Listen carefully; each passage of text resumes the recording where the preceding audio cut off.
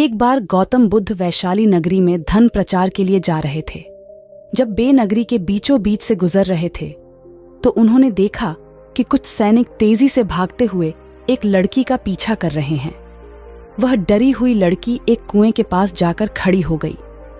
वह हाँप गई थी और प्यासी भी थी।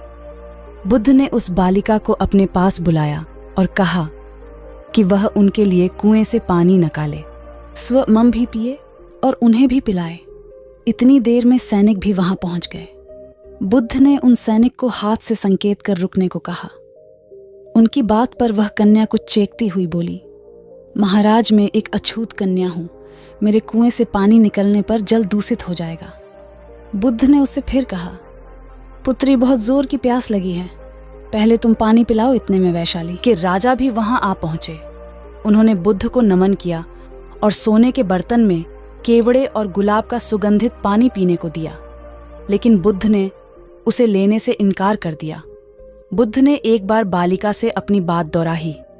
इस बार बालिका ने साहस बटोरकर कुएं से पानी निकाला। फिर उसने स्वयं भी पिया और गौतम बुद्ध को भी पिलाया।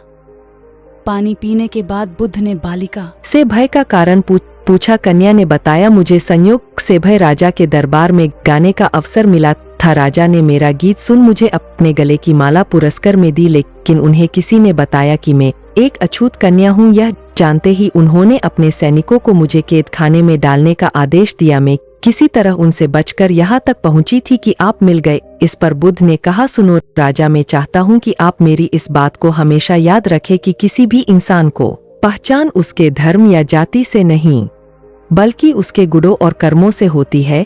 जिस बालिका के मधुर कंठ से निकला गीत का आपने आनंद उठाया, उसे पुरस्कार दिया। जिसके कार्य इतने अच्छे हैं वह अछूत हो ही नहीं सकती। यहाँ पर नीची सोच और छोटे कार्य करके अच्युत होने का परिचय तो आपने दिया है, इसलिए मेरी नजरों में यह कन्या नहीं बल्कि आप अछूत हो। वैशाली नरेश बुद्ध के सामने शर्मिंदा होने के अलावा और कर भी क्या सकते थे। उन्होंने बुद्ध से क्षमा मांगी और वहां से चले गए। तो दोस्तों, इस कहानी की शिक्षा यही है कि कोई भी इंसान अपने कार्यों और विचारों से बड़ा बनता है, अपने धर्म या जाति से नहीं।